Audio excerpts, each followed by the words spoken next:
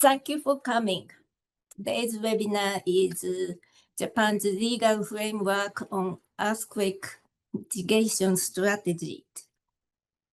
So there are many laws regarding earthquakes and disasters in Japan. These are intertwined and in some areas are difficult to categorize. But I have broken them down into 5 categories. I explained these now.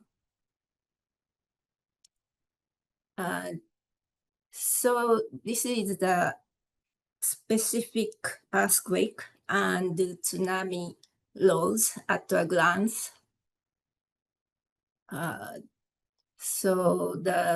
For the specific earthquakes, one is earthquake directly below Tokyo, and Nankai trough earthquake, Tokai earthquake, and Japan Trench and Tsushima Trench earthquakes.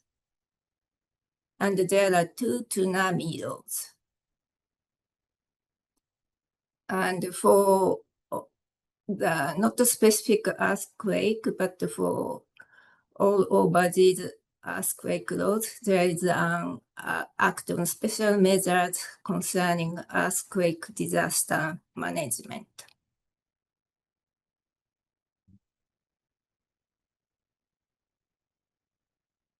So this shows plates near Japan. Japanese people learn the basics of plate tectonics at a young age, but I realized some may not be aware of it. According to Google, earthquakes are primarily caused by the movement of Earth's tectonic plates. These massive rigid plates are in constant slow motion, but the friction causes their edges to get stuck.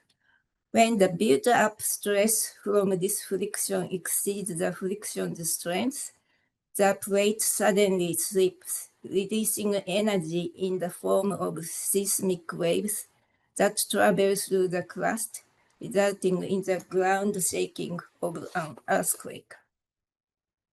So earthquakes occur where a plate meets another plate. Japan is surrounded by these plate lines. They are called trough.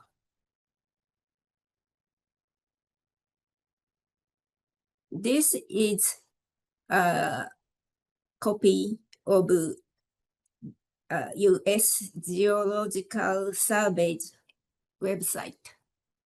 If you remember earlier this month, there were relatively large earthquakes at Kursk, Russia.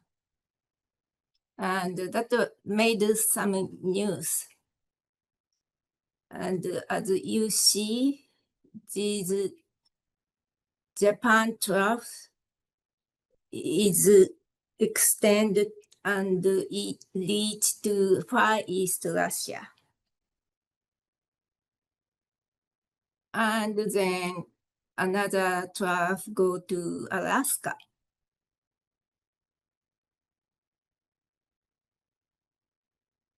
Yeah, I just wanted to show a little bigger picture about these troughs and plates.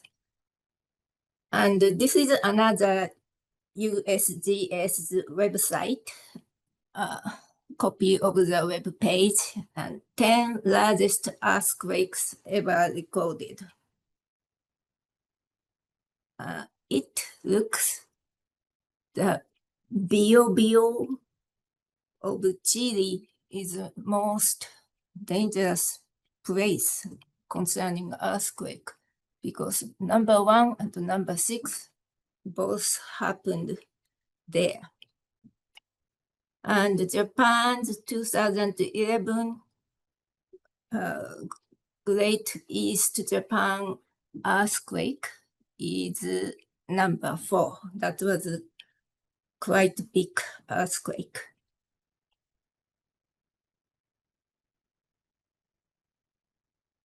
So specific earthquakes and tsunami laws have things in common.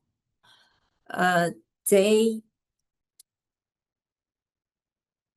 have all of those have most of these items. Reinforcement of earthquake tsunami observation systems and promotion of research and studies. Prediction and designation of areas of potential heavy damage. Implementation of education and training necessary for tsunami-related disaster prevention. Dissemination of hazard map. Measures to ensure quick and smooth evacuation. Development of facilities for earthquake, tsunami countermeasures. And promotion of city planning to manage damages. Financial or tax-related measures to facilitate all the measures.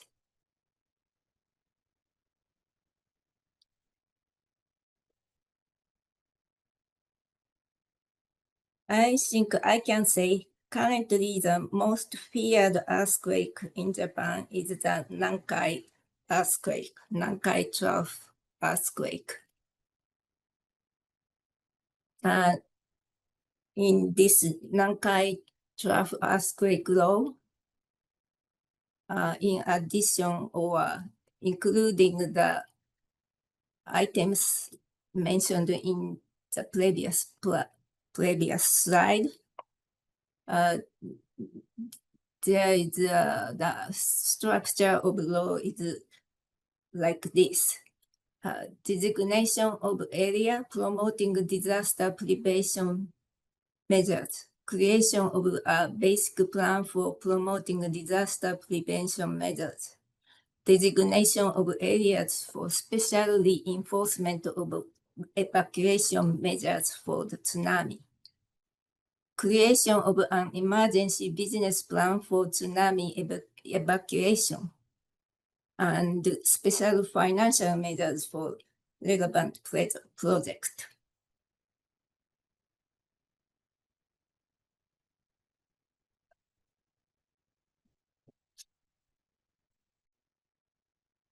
And the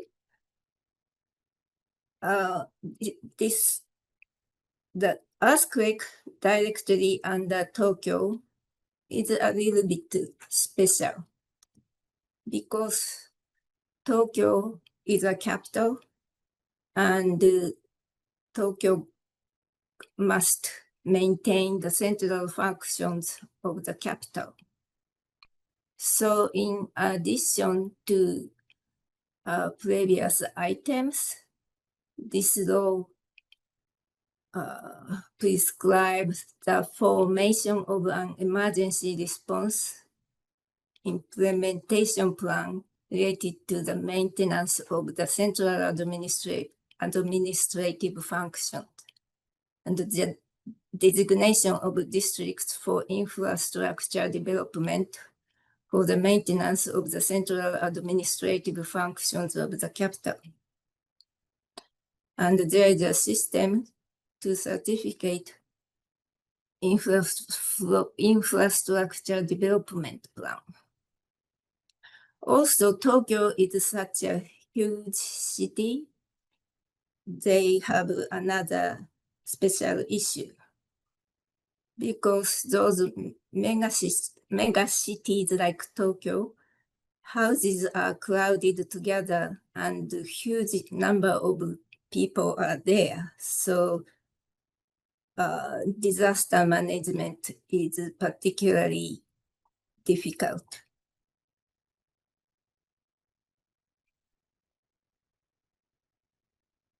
So I don't mention other Tsushima or Tokai laws. because it's somehow similar to like Nankai roads. And other than specific earthquake roads, there are 2 tsunami roads. By the way, do you know tsunami is a Japanese word? I hope so. At first I heard tsunami in English. I kind of felt something strange. And yeah. So for the tsunami roads, they prescribe evacuation facilities and other evacuation sites used for evacuating from tsunamis. Evacuation route and other evacuation routes used for evacuation to evacuation site. And they even have provisions for collective relocation. Among others, facilities designed by government ordinance for use by people who require special consideration, such as the elderly, people with disabilities, infants, children, and students, like schools, hospitals, had priority and kind of mandatory to relocate.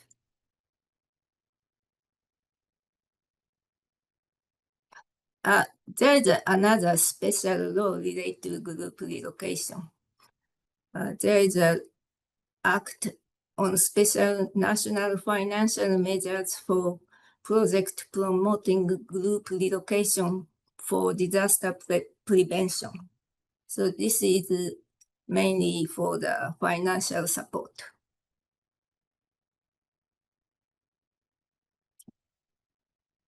And there are many other laws. They are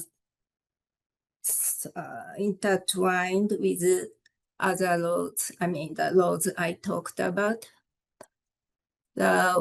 The famous one would be the third one, Act on Special Measures for Responding to Nuclear Disasters. Rather than that, Act on the Prevention of Disaster in Petroleum Industrial Complexes and other petroleum facilities, and Act on Promotion of Improvement of Disaster Control districts in populated urban districts, and the Basic Act for National Resilience, contributing to preventing and mitigating disasters for developing resilience in the lives of the citizenry. You may be curious about the law in the bottom, but it's more like the policy declaration and not so much about concrete measures.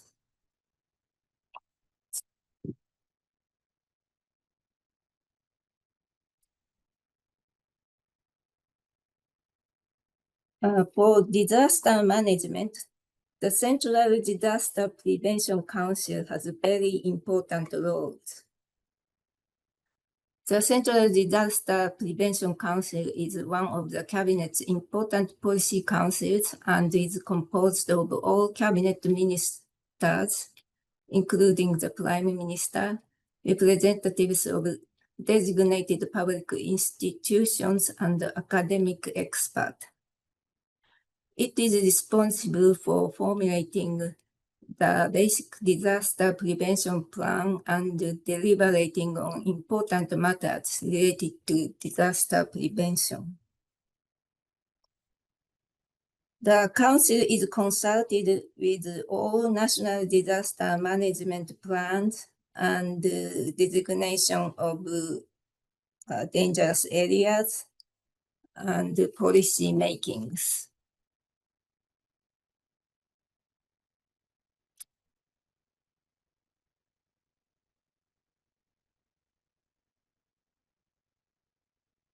After disaster happened, then management of aftermath, the Basic Disaster Management Act is the one the most important.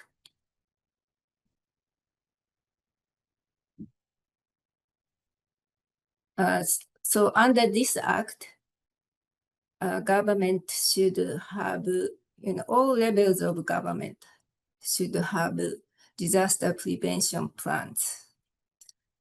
The Central Disaster Prevention Council is in charge of basic disaster prevention plan, and designated administrative agencies and designated public institutions also have a disaster prevention operational plan. The prefectures and the municipalities and municipal resident,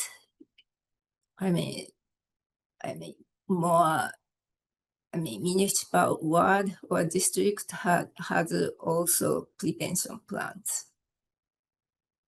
And under this law, disaster prevention measures are promoted and victim protection measures are provided. And this will also provide financial and monetary measures. And emergency measures are also in this law.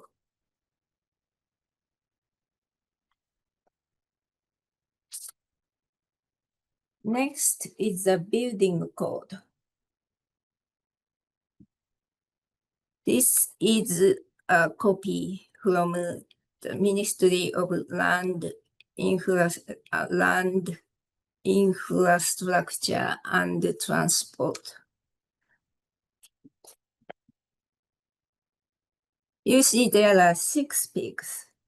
3 are young and 3 are old. The younger ones are 3 little pigs, and the older ones are them in older ages.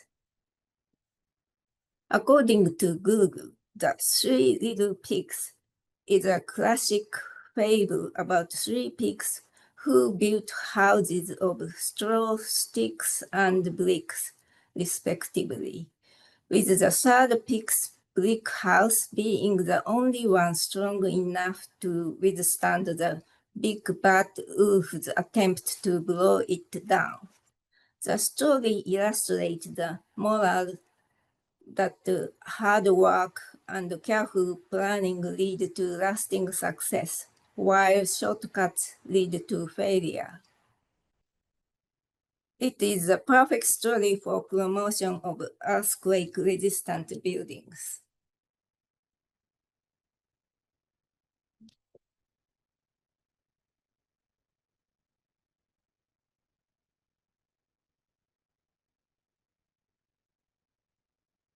So building code, earthquake building code is in Building Standard Act. Article 20 says buildings shall conform to the following criteria as being structurally safe from dead load, live load, snow load, wind load, ground pressure, and water pressure, and earthquakes or other vibration or impact. And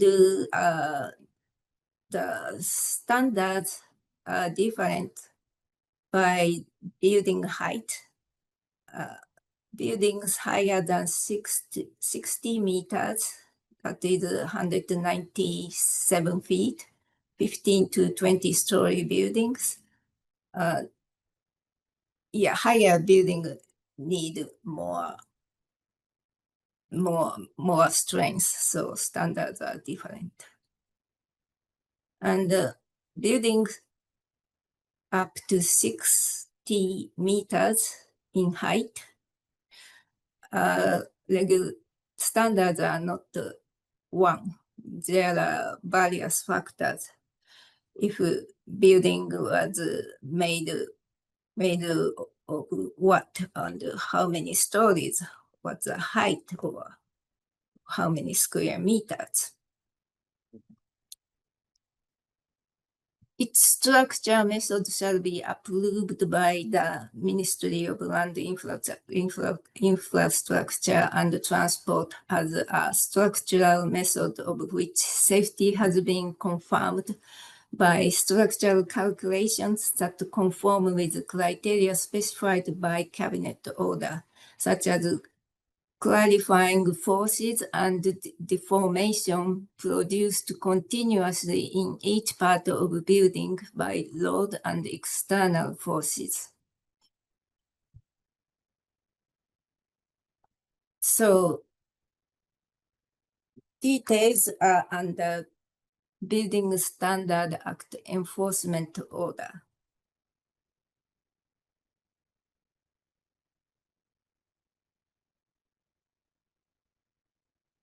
This is an example of a provision.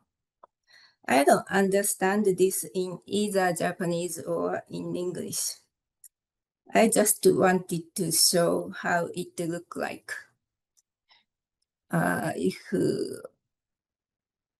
I hope there's someone who has a science degree and understands this. And this is not the only one provision. There are many of these provisions.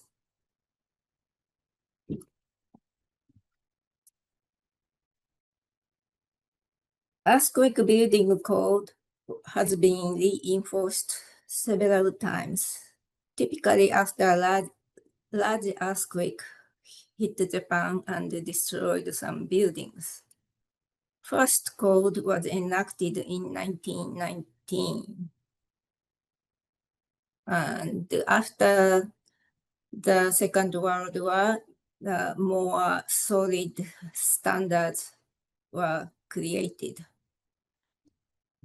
1950, the current Building Standard Act and its enforcement order were enacted. And the standard set at this time is called Old Standard. And 1981, the standard had a major amendment. It was reinforced a lot.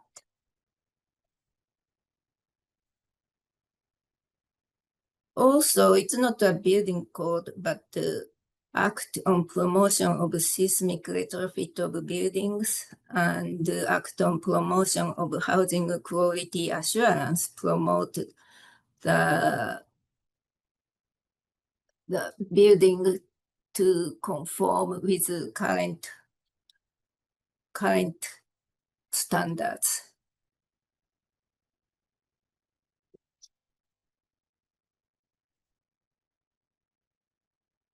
As I mentioned, I cannot understand the details of earthquake building code, but in short, the difference of old and new codes are like this.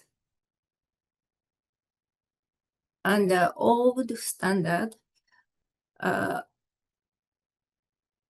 it was set as a structural standard that ensured that the buildings would not collapse even in shaking of a seismic intensity of 5 plus, and that even if a building was damaged, it would remain habitable through repairs.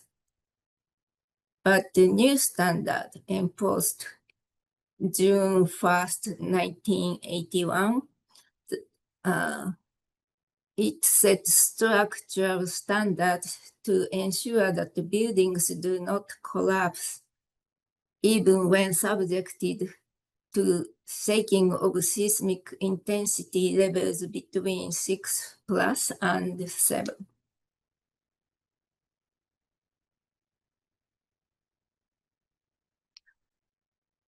And the later two laws I mentioned before,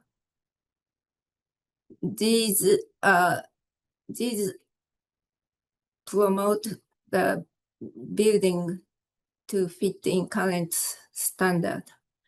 The first one, act on promotion of seismic retrofit of buildings, is under this law, earthquake resistance inspections are mandatory for certain buildings, like bigger buildings or buildings where many people use.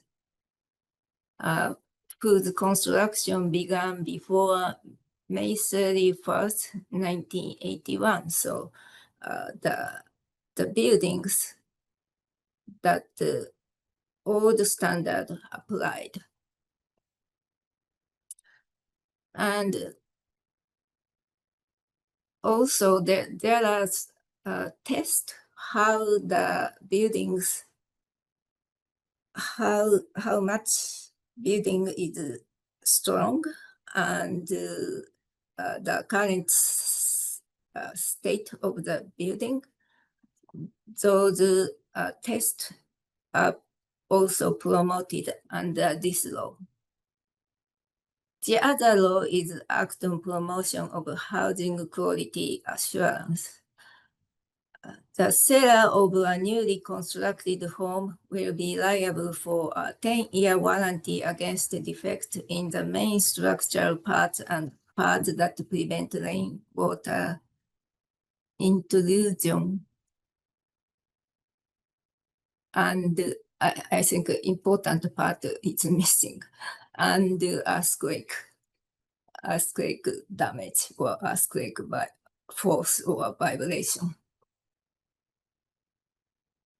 So under this act, housing performance display system, so like the certificate of house grade, is created.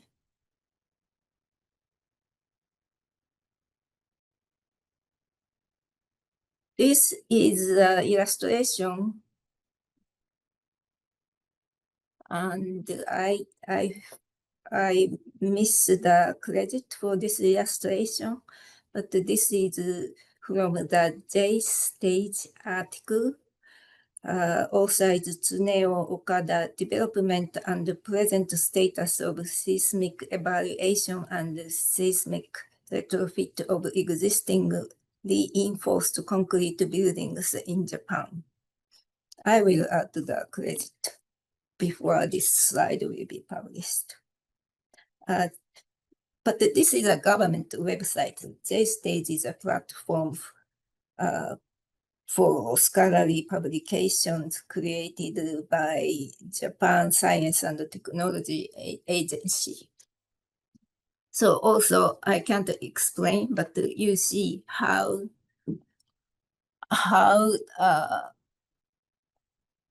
existing building can be reinforced. It looks like a really big major construction. So that's the reason law is required, right? Otherwise, nobody wants to spend the money, I guess.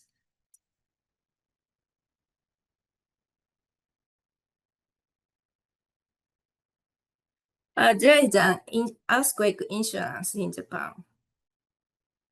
If a house follows the current building code, the premium may be discounted. So I mentioned in previous slide, the housing performance display system. So if you get by the system, if you get some certificate, maybe insurance premium will be cheaper.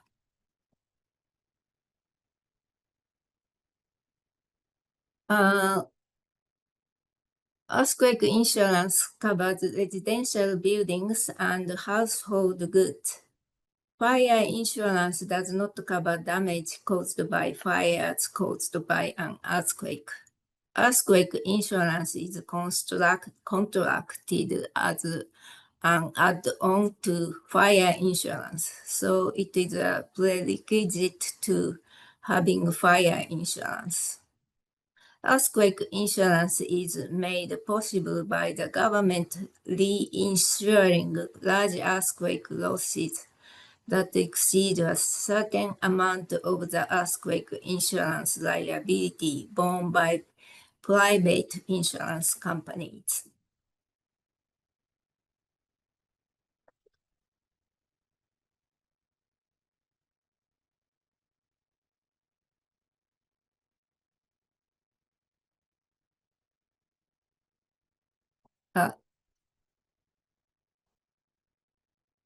So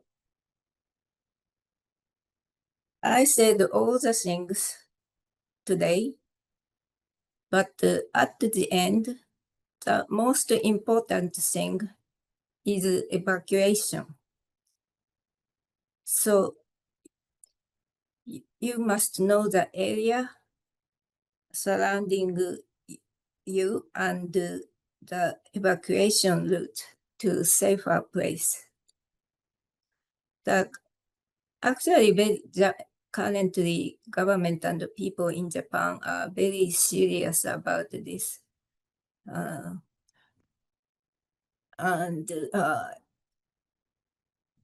think people prepared for disaster, especially like Nankai earthquake. It will happen in relatively near future, although nobody knows exactly when. And earthquake, Japan paid a lot of effort and still studying and try to predict earthquake, but I think the current conclusion is it's impossible to predict earthquake in meaningful way. Like if somebody predict, oh, big Nankai earthquake will come within next 10 years in 50%, so what, do we have to move out, or it doesn't make sense. So or it will be helpful, but what the people will do for that 10 years.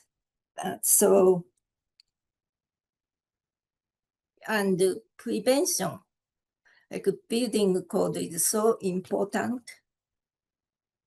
because if building is not collapse, evacuation or rescue are easy and the damage minimum. So all the things need to be done, and actually it has been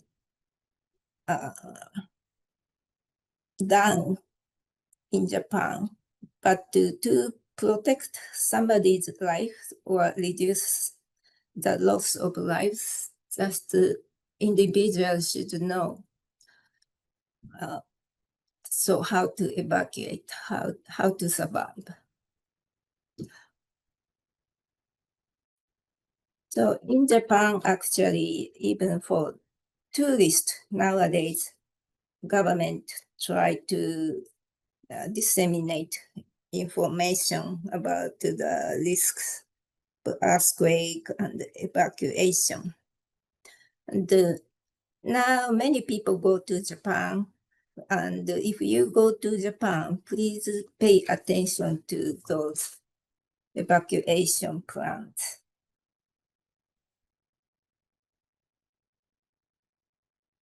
And this slide, I know it's in Japanese, but the example of government effort to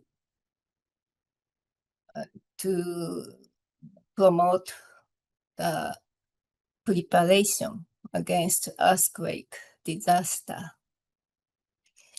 So this is from Tokyo Metro government. So the upper row, that's preparation. So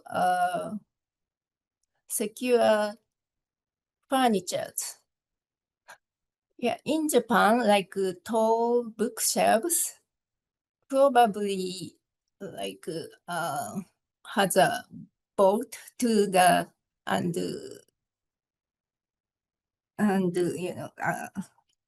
attached to wall so it won't fall.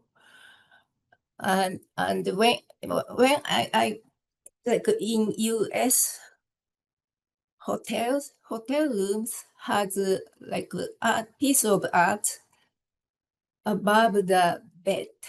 I mean, bed headboards. At first, I was so scared. In Japan, it won't happen unless it really attached to the wall. Because if earthquake happened, that this art frame just hit my head and face. So there, yeah, the furniture should be stable. Tall one should be really attached to the wall. And the second one, it says,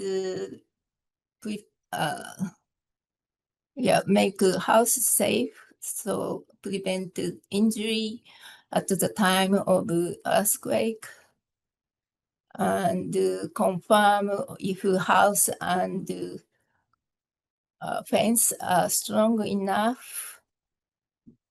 And the middle row is the first step after the disaster happened.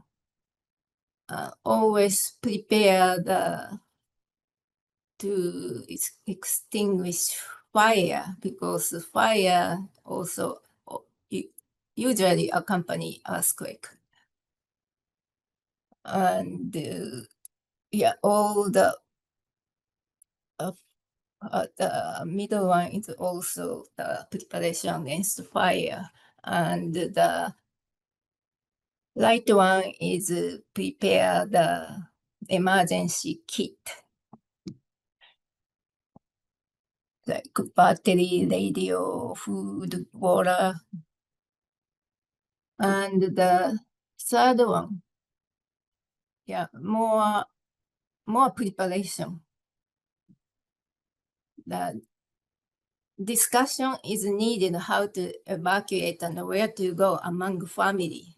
So, they can probably reunited after disaster, and know the hazard map and area where it's dangerous, and learn about the disaster management knowledge, and training or drill if possible. It's a little early, but my presentation is over. So now, if you have any questions, please ask. Okay, first question is the earthquake test. The building in Japan, the buildings undergo artificial earthquake test to ensure their seismic resilience after the completion of the work. I wonder if the contractors have to be personally in the buildings during the test. I'm sorry, I don't know if artificial earthquake test is conducted. I mean, at the individual housing level, it's not. Maybe like a large scale building, or like a big apartment. So I'm sorry, I don't know the answer if contractors have to be personally in the building. But there are many facilities you can experience how is the shaking, like in the highlights in the top floor, how you feel like. It would be very scary. Yeah, but sorry, I don't know exact answer.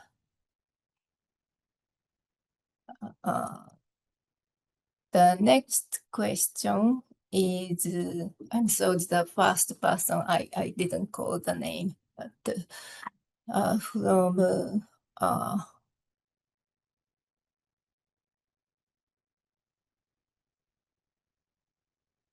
about law enforcement work with government emergency preparedness councils. Do they meet together periodically to update evacuation plans and coordination? From Ms. Brandy Anderson, thank you for asking.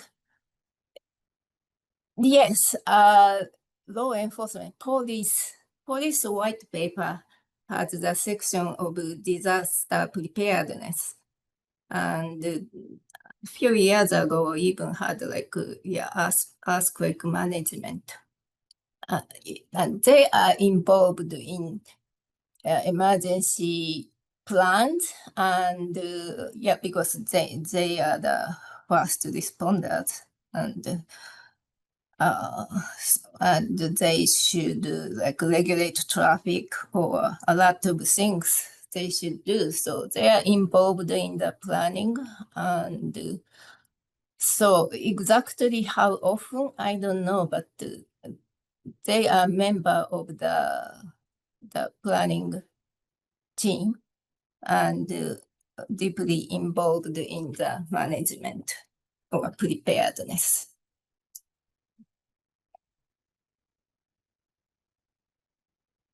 And the next question.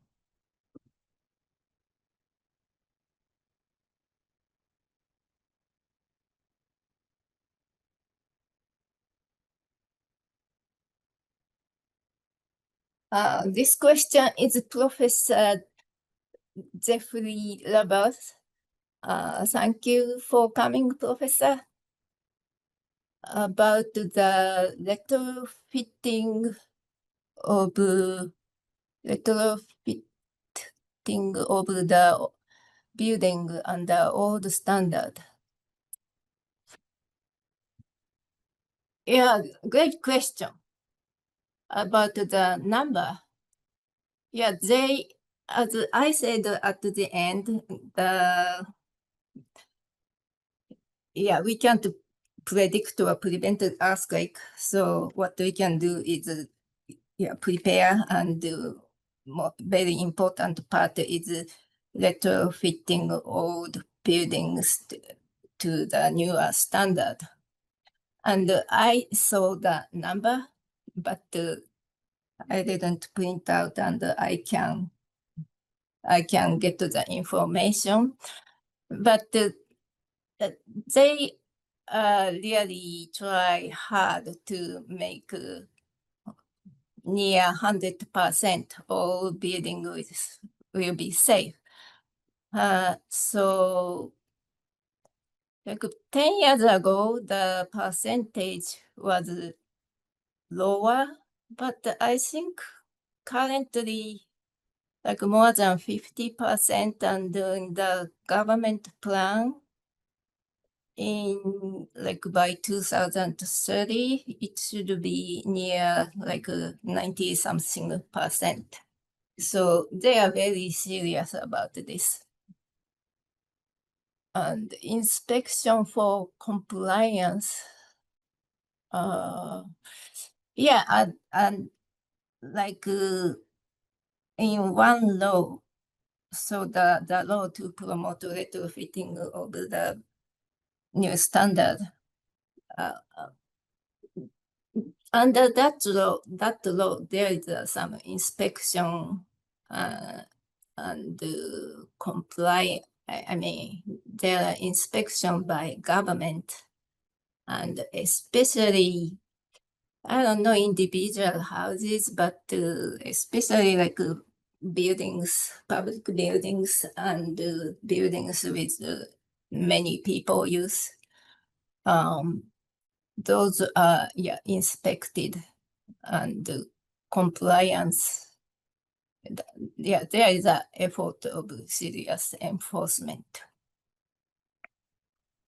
Oh, actually, about the enforcement,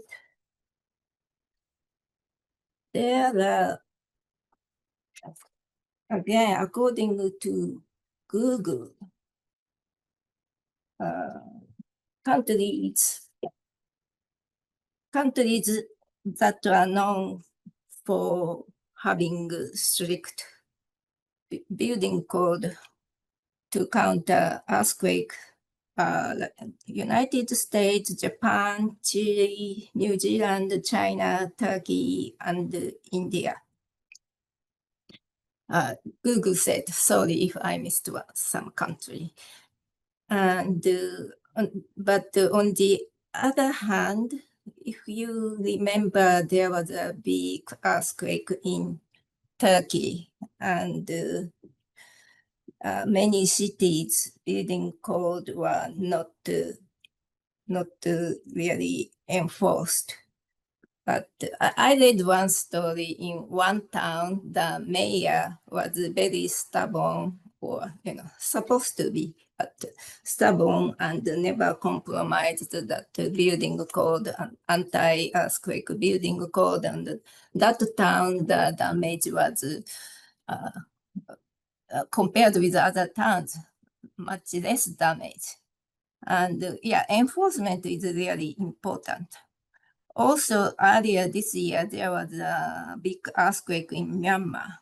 And also there is a building code, but according to news articles I read, yeah, the enforcement was the issue. So the buildings who didn't follow those building code, of course, many of them were collapsed. So, yeah. But in Japan, enforcement, people are really very serious. It's so dangerous and life-threatening, and most of Japanese people take earthquake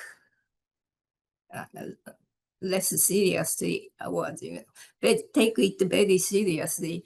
So if someone find their apartment is not safe enough, they really make a big noise. That happened in the past. So in Japan, enforcement is good. It looks like no more question.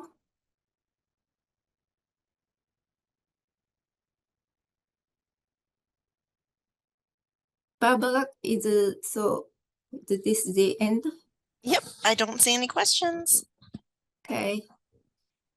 So thank you for attending my webinar, and if you have questions, please send it to Ask Librarian.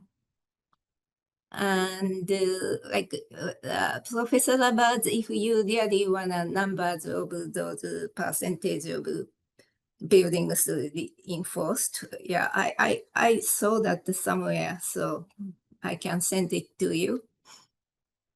And so next month, September 25th, there is another webinar, Regulation of IBF and related issues. Please join that too. Today, thank you very much for joining.